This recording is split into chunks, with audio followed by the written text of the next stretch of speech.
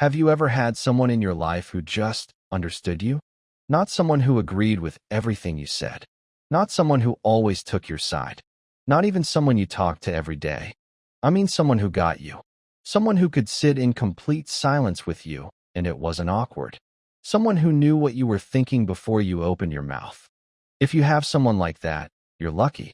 If you don't, you're not alone. Because people like that are rare. This is a story about two such people. It's not about kings or queens. It's not about wars or famous battles. It's not about any of the things you'll find in a history textbook.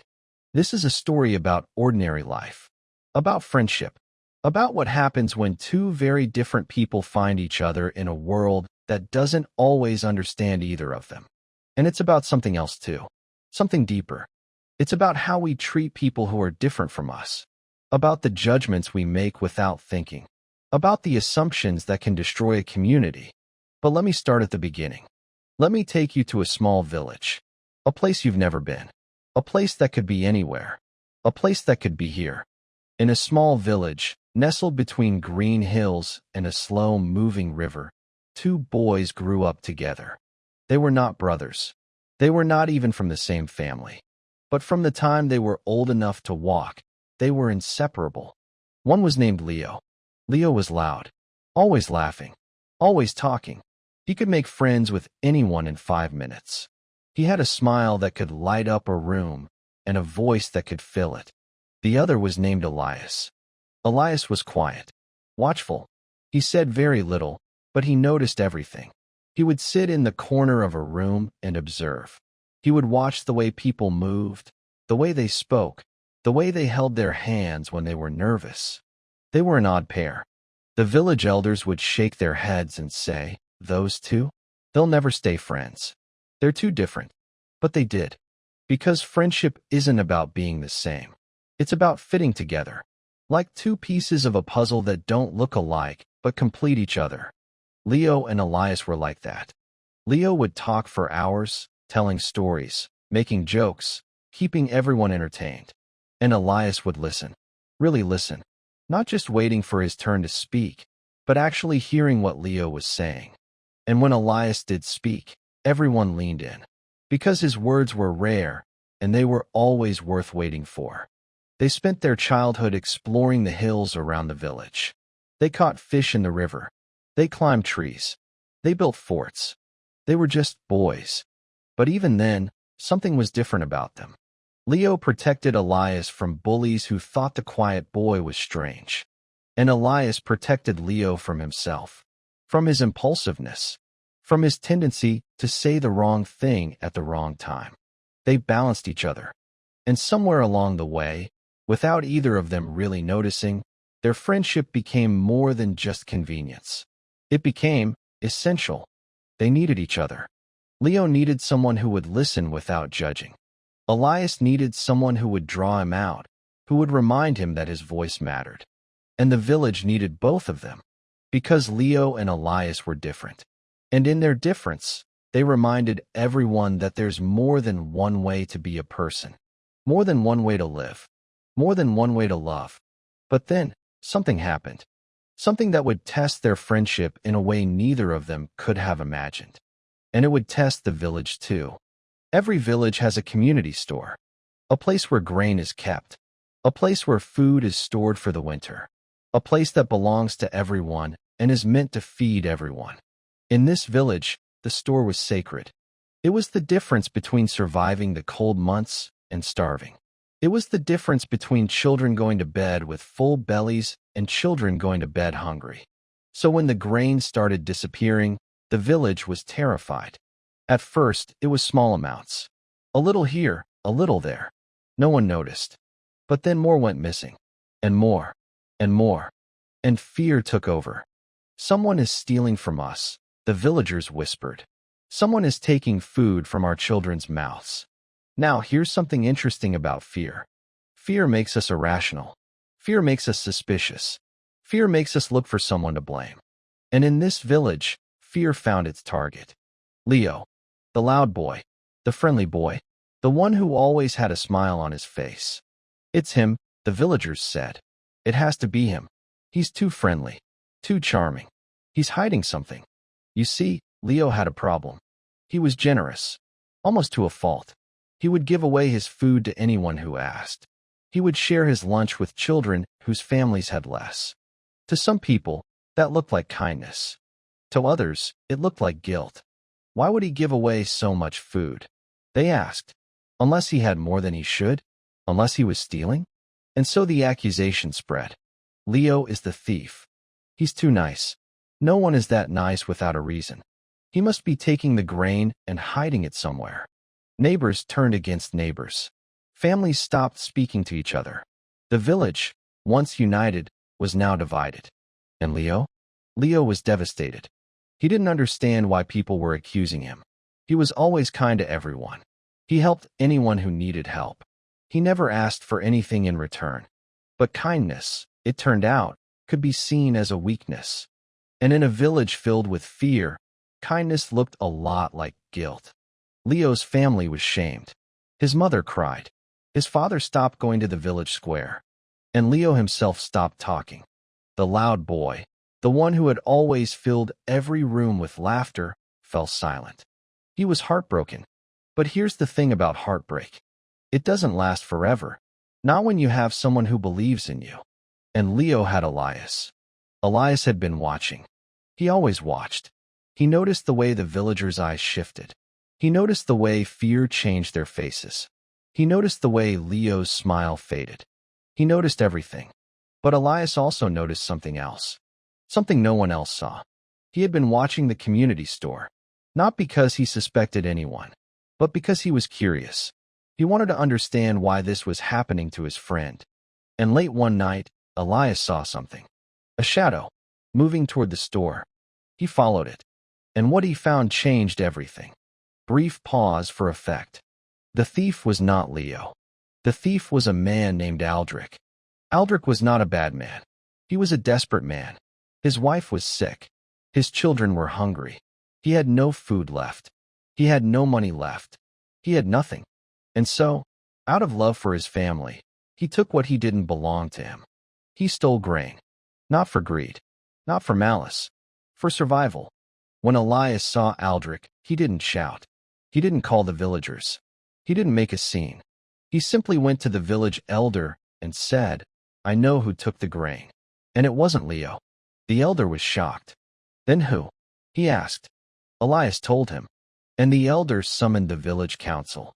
Music, tense, uncertain. When the council met, the atmosphere was thick with emotion. Aldrich was brought forward. He confessed everything.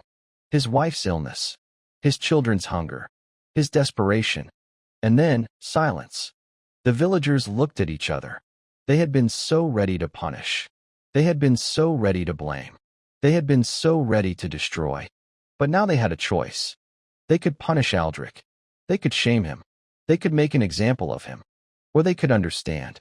Leo, the boy who had been accused, the boy whose reputation had been ruined, the boy who had every reason to be angry. Leo stood up. "I don't want revenge," he said. "I want to help." The village was shocked. "Help him?" They asked. "He stole from us. He stole from your family." "I know," Leo said. "But his family is hungry. His wife is sick. And if we punish him, what happens to them? They will starve. They will die. And then we will have lost not just grain, but human lives." It was Elias who spoke next. "Let's share our food," he said quietly. "Let's make sure no one has to steal again. Let's be a village that takes care of each other." At first, the villagers resisted. But then, slowly, something shifted. One family spoke up. "We can give a little." Another family agreed. "We'll share what we have." And then another, and another, until the entire village had agreed to help Aldrich's family. Tears streamed down Aldrich's face. His wife wept with relief. His children were fed. And the village became closer than ever before. What happened to Leo and Elias after that? Leo went back to being the loud boy. But something had changed. He still talked. He still told jokes. He still filled every room with laughter. But now he listened more too. He had learned something important. He had learned that silence is not always weakness. He had learned that people who don't speak are not always hiding something. He had learned that sometimes the quietest people see the most. And Elias? Elias started speaking more. He started joining conversations. He started sharing his thoughts. He started using his voice. He had learned something too. He had learned that his voice mattered, that his observations were valuable, that the village needed to hear what he had to say. They taught each other something. Leo taught Elias that words have power, that speaking up is important, that you can't change things if you stay silent. And Elias taught Leo that silence has power too, that listening is just as important as talking, that you can't understand people if you never stop to hear them. They balanced each other. And their friendship became the heart of the village. People came to Leo when they needed encouragement, when they needed hope, when they needed someone to remind them that things would be okay. And people came to Elias when they needed wisdom, when they needed advice, when they needed someone to see clearly when everything was confusing. Together, they were unstoppable. They grew up. They found love. They got married. They had children. They built homes. They raised families. They faced hard times together. Leo's father died of a sudden illness. Elias was there. Elias's daughter fell very sick. Leo was there. Every joy, they shared. Every sorrow, they shared. Their friendship became legendary. Not because they were rich. Not because they were powerful. Not because they did anything famous. But because they reminded everyone that human connection is the most important thing we have. And when they were older, when their hair had turned white and their children had children of their own, they still sat together on a wooden bench near the village square. Leo would talk, and Elias would listen. And sometimes they would just sit in silence. And that silence was just as precious as the words. Now, here's the question I want you to think about. Who are you in this story? Are you Leo, the one who talks too much? The one who fills every room with laughter? The one who sometimes says the wrong thing, but always means well? Or are you Elias, the one who watches? The one who listens? The one who sees things others miss, but sometimes stays too quiet? Or maybe you're Aldrich. Maybe you're the one who made a mistake. Maybe you're the one who did something wrong out of desperation. Maybe you're the one who needs forgiveness. Or maybe you're the village. Maybe you're the one who judged too quickly, the one who assumed the worst, the one who let fear turn you against someone innocent. Here's the truth. We have all been Leo at some point. Misunderstood, accused, judged unfairly. We have all been Elias at some point. Silent when we should have spoken, watching when we should have acted. We have all been Aldrich at some point. Desperate, broken, doing things we're not proud of. And we have all been the village. The crowd that turns against someone. The people who let fear make us cruel. But here's what this story teaches us. It teaches us that we can change. Leo learned to listen. Elias learned to speak. Aldrich was forgiven. The village chose compassion over punishment. And that's the lesson. We are not stuck as who we are. We can grow. We can learn. We can become better. And we can choose. We can choose understanding over judgment. We can choose connection over division. We can choose love over fear. Every single day, we have that choice. Not just in big moments. Not just in dramatic situations. In the small moments, too. When your neighbor annoys you. When someone says something you disagree with. When you think you know someone's story, but you haven't actually asked. You have a choice. You can judge, or you can understand. You can ignore, or you can connect. You can hate, or you can love. Leo and Elias chose connection, and their friendship changed a village. Not because they were powerful, but because they were kind. Not because they were famous, but because they were present.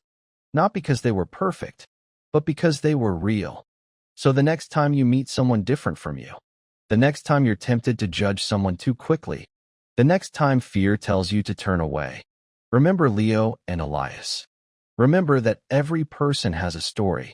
Remember that every friendship starts with a choice. And remember that you have the power to be the person who listens, the person who speaks, the person who forgives, the person who connects. That's not a lesson from history books. That's a lesson from life. And that's the kind of lesson that never goes out of style. Long pause. Music gently ends. Thanks for listening. If this story meant something to you, share it with someone you care about. Send it to a friend. Play it for your family. Because stories like this, they're meant to be shared. I'll be back with another one soon. Until then, take care of each other.